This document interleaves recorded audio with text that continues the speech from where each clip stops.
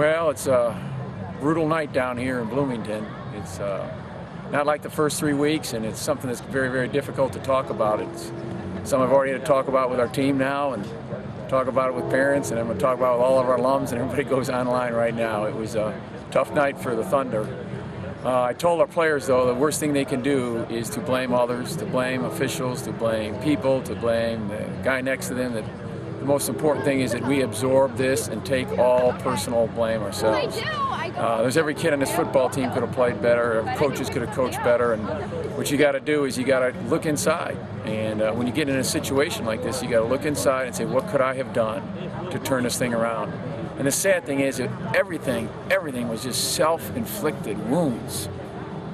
Just plays that our kids could have made and things that could have been done differently and things that it wasn't our opponent doing things to us. You give Illinois Wesleyan credit; they played to the end and won a football game, but it was a tough pill to swallow. It really was. So we do two things: we don't point fingers and we regroup. And the other thing I told our players that self-pity is the worst emotion in the world. It doesn't do anything for you; it digs you deeper in your hole.